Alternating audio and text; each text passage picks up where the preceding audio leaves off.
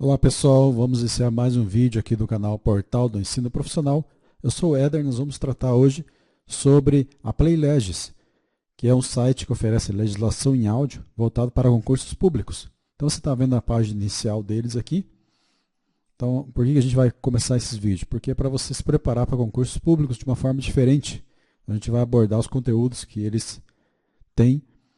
Você pode também fazer esse teste gratuitamente. O link vai ficar na descrição. Então, eu estou aqui logado no site. A gente vê que nós temos aqui categorias, nós temos várias matérias, por exemplo, aulas em áudio, e aí nós temos as legislações em áudio, códigos, por exemplo, constituições, convenções, declarações, decretos, informativos do STF, que é interessante, informativos do TST, instruções normativas, jurisprudência do STJ, leis complementares, leis estaduais, tem mais ainda. Leis federais, normas regulamentadoras, que são as NRs, portarias, provimentos, regimentos, nós vemos que é bem incompleto. Regulamentos, resoluções, súmulas e OJs. Então, por exemplo, se a gente clicar aqui em súmulas, a gente vem aqui em ver todos, ó. A gente tem as súmulas do TST, do STF, STJ, súmulas vinculantes do STF, súmulas do TST, súmulas do TSE. Então, essa parte das súmulas, né? Por exemplo, se a gente acessar aqui as súmulas do STJ, então a gente vai ver o total de tempo, 2 horas e 34 minutos, para a gente ver todas as súmulas do STJ. E está aqui as súmulas. Ó. Então a gente pode acessar todas as súmulas. No caso aqui, no nosso exemplo, nós temos 676 súmulas do STJ. Então, para quem está se preparando para concurso e quem é da área de direito, é importante saber essas súmulas. Então, essa parte de categoria. E aqui a gente vai falar sobre os concursos, né? Então, a gente sabe que tem vários concursos abertos. E aqui nós temos os concursos, últimos concursos que foram abertos, importantes, nível nacional. Nós temos aqui, por exemplo, agente da Polícia Federal, escrivão da Polícia Federal, analista do Ministério Público de São Paulo.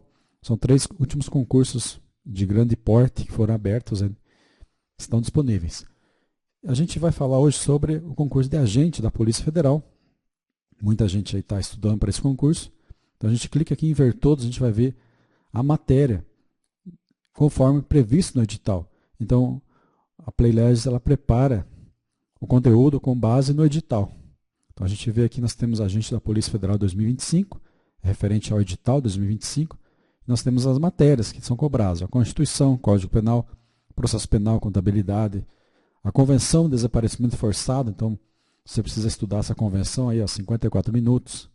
Convenção relativa aos Estatutos dos Refugiados, 43 minutos. Convenção Repressão de Crimes, Genocídio, 9 minutos, ó, você já acessa esse conteúdo aqui, já estuda. Decreto 40, outros decretos aqui, Direito Administrativo, Constitucional, Informática. A Lei 6.404, Sociedade por Ações. Nós temos a parte do Estatuto da Criança e do Adolescente, que é cobrado no concurso, 8.112, que é importante, serve para diversos concursos, essas duas leis aqui. Crimes de tortura, nós temos aqui a legislação especial.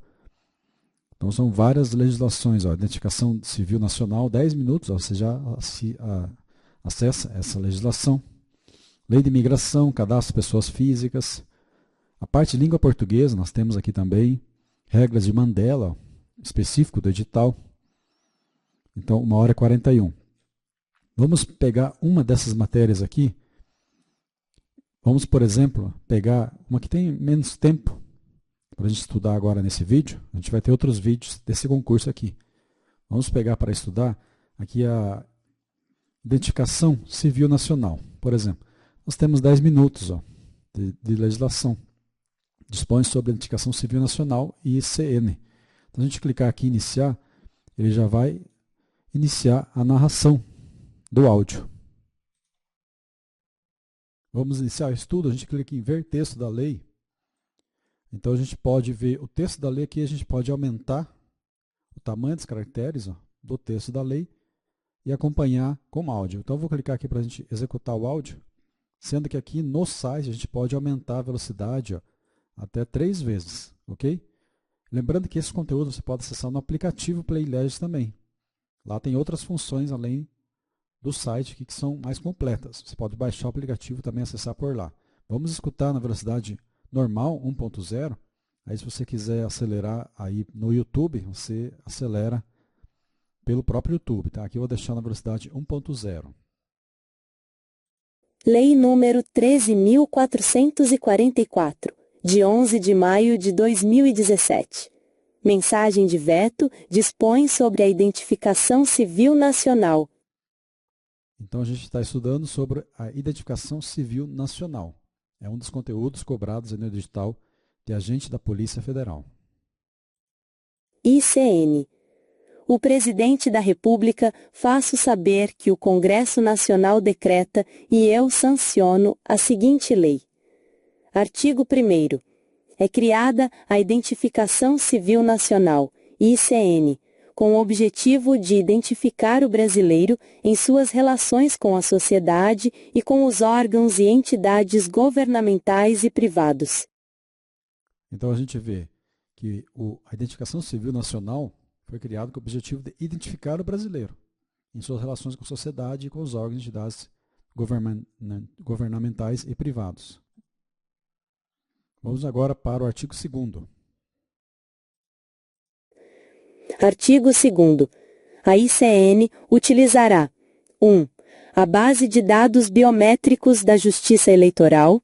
2. A base de dados do Sistema Nacional de Informações de Registro Civil, CIRC, criado pelo Poder Executivo Federal, e da Central Nacional de Informações do Registro Civil, CRC Nacional, instituída pelo Conselho Nacional de Justiça, em cumprimento ao disposto no artigo 41 da Lei nº 11.977, de 7 de julho de 2009. 3. Outras informações não disponíveis no CIRC, contidas em bases de dados da Justiça Eleitoral, dos Institutos de Identificação dos Estados e do Distrito Federal ou do Instituto Nacional de Identificação, ou disponibilizadas por outros órgãos, conforme definido pelo Comitê Gestor da ICN. Então, aqui a gente está vendo da onde que vai vir os dados para identificar o brasileiro.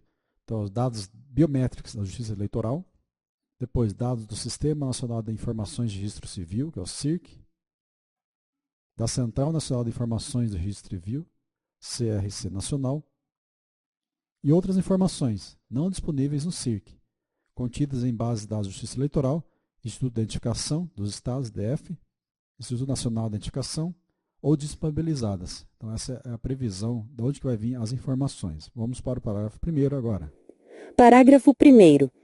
A base de dados da ICN será armazenada e gerida pelo Tribunal Superior Eleitoral, que a manterá atualizada e adotará as providências necessárias para assegurar a integridade, a disponibilidade, a autenticidade e a confidencialidade de seu conteúdo e a interoperabilidade entre os sistemas eletrônicos governamentais. Parágrafo 2º. A interoperabilidade de que trata o parágrafo 1º deste artigo observará a legislação aplicável e as recomendações técnicas da Arquitetura dos Padrões de Interoperabilidade de Governo Eletrônico, EPING. Então, aqui ele fala que a base de dados da ICN vai ser gerida e armazenada no Tribunal Superior Eleitoral, que vai manter atualizada e adotará as providências necessárias para assegurar essa integridade, disponibilidade, autenticidade, confidencialidade, né? Essas palavras que são importantes, ó, do seu conteúdo. A interoperabilidade, que trata o parágrafo 1º, observará a legislação aplicável e recomendações técnicas da arquitetura de padrões de interoperabilidade do governo eletrônico. Vamos para o artigo 3º agora. Artigo 3º. O Tribunal Superior Eleitoral garantirá aos poderes executivo e legislativo da União, dos Estados, do Distrito Federal e dos municípios acesso à base de dados da ICN de forma gratuita, exceto quanto às informações eleitorais. Então a gente vê aqui que o TSE tem garantia aos poderes executivo e legislativo da União, Estado, DF e municípios o acesso a essa base de dados da ICN de forma gratuita, exceto quanto às informações eleitorais, né, que são informações próprias do TSE. Parágrafo 1º. O Poder Executivo dos entes federados poderá integrar aos seus próprios bancos de dados as informações da base de dados da ICN, com exceção dos dados biométricos. Parágrafo 2º. Ato do Tribunal Superior Eleitoral disporá sobre a integração dos registros biométricos pelas polícias federal e civil, com exclusividade às suas bases de dados. Então aqui a gente vê no parágrafo 1º e 2º que o Poder Executivo dos entes federados poderá integrar. Então ele poderá integrar aos seus próprios bancos de dados as informações da ICN. Então ele tem seus bancos de dados e pode integrar. E o parágrafo 2º fala, ato do TSE disporá sobre a integração desses registros biométricos pelas Polícia Federal e Civil, com exclusividade às suas bases de dados. Então o TSE vai ter um ato que vai dispor sobre essa integração. Vamos para o parágrafo 4º. Artigo 4º. É vedada a comercialização total ou parcial da base de dados da ICN. Parágrafo 1º. Vetado. Parágrafo 2º. O disposto no caput deste artigo não impede o serviço de conferência de dados que envolvam a biometria, prestado a particulares, a ser realizado exclusivamente pelo Tribunal Superior Eleitoral.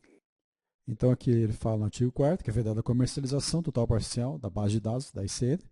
Isso é algo bem óbvio. E também o parágrafo 2º fala disposto no caput que essa comercialização não impede o serviço de conferência de dados que envolva biometria, prestada a particulares, a ser realizado exclusivamente pelo TSE. Então pode ter essa conferência. Vamos para o artigo 5º agora. Artigo 5º. É criado o Comitê Gestor da ICN. Parágrafo 1º. O Comitê Gestor da ICN será composto por 1. 3 representantes do Poder Executivo Federal, 2. 3 representantes do Tribunal Superior Eleitoral, 3. 1 representante da Câmara dos Deputados, 4. 1 representante do Senado Federal, 5. 1 representante do Conselho Nacional de Justiça. Então a gente vê que o Comitê Gestor da ICN é composto por quem? 3 representantes do Poder Executivo Federal e 3 do TSE. Então 3 Executivo Federal, 3 TSE. Aí todos os outros são 1. Um da Câmara, um do Senado, um do CNJ. Então, é essa a composição. 3 Executivo Federal, 3 TSE, um da Câmara, um do Senado e um do Conselho Nacional de Justiça.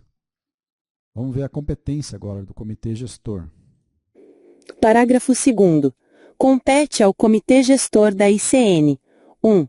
Recomendar a. O padrão biométrico da ICN, b. A regra de formação do número da ICN, c. O padrão e os documentos necessários para a expedição do Documento Nacional de Identidade, DNI, d.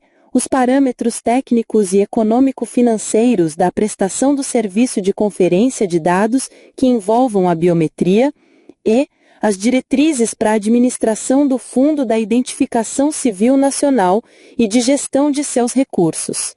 2. Orientar a implementação da interoperabilidade entre os sistemas eletrônicos do Poder Executivo Federal e da Justiça Eleitoral. 3. Estabelecer regimento. Parágrafo 3º. Então a gente vê aqui no parágrafo 2º a competência do Comitê Gestor. Então isso é importante, que ele recomenda, o inciso 1º é recomendar. Padrão biométrico, essa regra de formação do número ele foi revogado, então essa aqui ela não existe mais. Padrões de documentos necessários para a expedição do documento nacional de identificação, parâmetros técnicos e econômico-financeiros, diretrizes para a administração do fundo. E a gente vai para o inciso 2, orientar a implementação da interoperabilidade, estabelecer o regimento. Terceiro, as decisões do Comitê Gestor da ICN serão tomadas por maioria de 2/3 dos membros. Então veja, as decisões são tomadas por maioria, 2/3 dos membros. Quem são os membros? Lembra comigo? 3 do Poder Executivo, 3 do TSE, 1 da Câmara, 1 do Senado, 1 do CNJ, que está aqui em cima, né, que a gente acabou de ver. Ó. Câmara, Senado, CNJ. Nós temos que gravar isso. Vamos seguindo. Parágrafo 4º. O Comitê Gestor da ICN poderá criar grupos técnicos com participação paritária do Poder Executivo Federal, do Poder Legislativo Federal e do Tribunal Superior Eleitoral para assessorá-lo em suas atividades. Parágrafo 5º. A participação no Comitê Gestor da ICN e em seus grupos técnicos será considerada serviço público relevante, não remunerado. Parágrafo 6º. A coordenação do Comitê Gestor da ICN será alternada entre os representantes do Poder Executivo Federal e do Tribunal Superior Eleitoral. Então a gente vê aqui no parágrafo 4º a 6º. No 4º, ele fala do Comitê Gestor pode criar grupos técnicos. O 5º, a participação do Comitê Gestor e seus grupos técnicos será considerada serviço público relevante, não remunerado. E o 6º, a coordenação do comitê. Então, essa coordenação do comitê será alternada entre representantes do Poder Executivo e do TSE. Então, são 3 componentes do Poder Executivo e 3 componentes do TSE. Então, eles vão alternar essa coordenação do Comitê Gestor da ICN. Vamos para o artigo 6º. Né? Conforme regimento. Artigo 6º. É instituído o Fundo da Identificação Civil Nacional, FICN, de natureza contábil, gerido e administrado pelo Tribunal Superior Eleitoral, com a finalidade de constituir fonte de recursos para o desenvolvimento e a manutenção da ICN e das bases por ela utilizadas. Parágrafo 1º. Então, o artigo 6º fala aí do Fundo de Identificação Nacional, natureza contábil, gerido pelo TSE, finalidade de constituir fonte de recursos para o desenvolvimento e a manutenção da ICN. Constituem recursos do FICN os que lhe forem destinados no orçamento da União, especificamente para os fins de que trata esta lei, que não se confundirão com os recursos do orçamento da Justiça Eleitoral. Então, a gente vê que os recursos vão ser destinados no orçamento da União e não tem nada a ver com o orçamento da Justiça Eleitoral, né? Não se confundem. O resultado de aplicações financeiras sobre as receitas diretamente arrecadadas, a receita proveniente da prestação do serviço de conferência de dados, outros recursos que lhe forem destinados, tais como os decorrentes de convênios e de instrumentos congêneres ou de doações. Então aqui ele trouxe a fonte de recursos, né?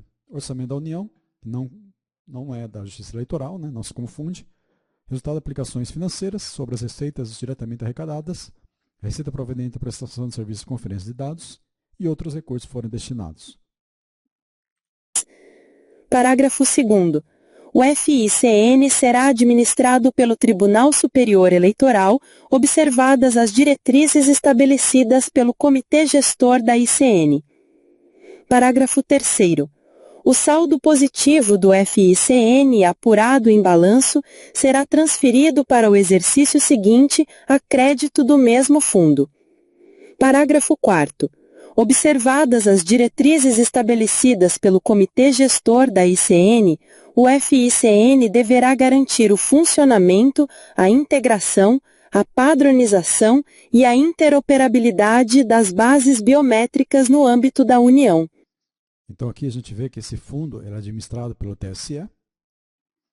O saldo positivo do fundo apurado em balanço será transferido para o exercício seguinte, a crédito do mesmo fundo. E o FICN deverá garantir o funcionamento, a integração e a padronização e a interoperabilidade das bases biométricas no âmbito da União. Então, os recursos precisam garantir essas 3 características. Vamos para o artigo 7º.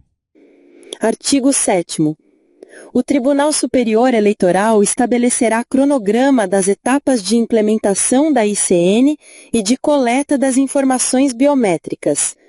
Artigo 8º. É criado o Documento Nacional de Identidade, DNI, com fé pública e validade em todo o território nacional. A gente vê que o TSE vai estabelecer o cronograma das etapas de implementação da ICN e coleta das informações biométricas. O artigo 8º é criado o Documento Nacional de Identidade, DNI, com fé pública em todo o território nacional. Validade também, né? Parágrafo 1º. O DNI faz prova de todos os dados nele incluídos, dispensando a apresentação dos documentos que lhe deram origem ou que nele tenham sido mencionados. Parágrafo 2º. Vetado. Parágrafo 3º. O DNI será emitido 1. Pela Justiça Eleitoral. 2. Pelos Institutos de Identificação Civil dos Estados e do Distrito Federal com certificação da Justiça Eleitoral. 3. Por outros órgãos, mediante delegação do Tribunal Superior Eleitoral, com certificação da Justiça Eleitoral. Então a gente vê no parágrafo 3º, quem que vai emitir o Documento Nacional de Identificação, que é o DNI? Justiça Eleitoral, Instituto de Identificação Civil dos Estados e DF, com certificação da Justiça Eleitoral, e outros órgãos, mediante delegação do TSE, com certificação da Justiça Eleitoral. Então são 3 entidades aí que podem emitir o DNI. Parágrafo 4º. O DNI poderá substituir o título de eleitor, observada a legislação do alistamento eleitoral na forma regulamentada pelo Tribunal Superior Eleitoral. Então isso é importante, né? Que o DNI pode substituir o título eleitor. Se cair uma questão que o DNI não pode substituir o título eleitor, está errado, né? Porque ele pode, observada a legislação do alistamento eleitoral. Parágrafo 5º. Vetado. Parágrafo 6º. Na emissão dos novos DNIs, será adotado um número de inscrição no Cadastro de Pessoas Físicas, CPF, como número único. Então, isso é importante também, informação que os novos DNIs será adotado o CPF como número de identificação único. Não vai ter mais aquela identidade com vários números em cada estado, né? Incluído pela Lei nº 14.534, de 2023. Artigo 9º. O número de inscrição no Cadastro de Pessoas Físicas, CPF, será incorporado de forma gratuita aos documentos de identidade civil da União, dos Estados e do Distrito Federal. Artigo 10º. O documento emitido por entidade de classe somente será validado se atender aos requisitos de biometria e de fotografia estabelecidos para o DNI. Parágrafo único. As entidades de classe terão 2 anos para adequarem seus documentos aos requisitos estabelecidos para o DNI. Então a gente vê aqui o artigo 9º, fala do CPF, será incorporado de forma gratuita aos documentos da identificação civil da União, do Estado DF, e o documento emitido por entidade de classe somente será válido se tiver os requisitos de biometria e fotografia estabelecidos para o DNI. E essas entidades têm 2 anos para se adequarem. Artigo 11º. O poder público deverá oferecer mecanismos que possibilitem o cruzamento de informações constantes de bases de dados oficiais a partir do número de inscrição no CPF do solicitante, de modo que a verificação do cumprimento de requisitos de elegibilidade para concessão e manutenção de benefícios sociais possa ser feita pelo órgão concedente. Artigo 12º. O Poder Executivo Federal e o Tribunal Superior Eleitoral editarão, no âmbito de suas competências, atos complementares para a execução do disposto nesta lei. Então, o artigo 11 e o artigo 12 praticamente encerra essa lei. O artigo 11 fala aí do Poder Público oferecer mecanismos que possibilitam o cruzamento das informações da base de dados oficiais, a partir do número do CPF do solicitante. E o artigo 12 fala que o Poder Executivo Federal, o TSE, vão editar atos complementares para a execução disposto nesta lei. Então a gente encerra o estudo dessa lei que tratou sobre a identificação civil nacional, prevista no concurso para agente da Polícia Federal. É importante que você se atenha a esses detalhes que a gente tratou nesta aula. Ok, pessoal? Então o link para acessar o site está aí na descrição. Próximo vídeo a gente vai tratar de outro assunto referente a esse concurso aqui, que é importante você conhecer. Agradeço a todos pela atenção, um abraço e até a próxima.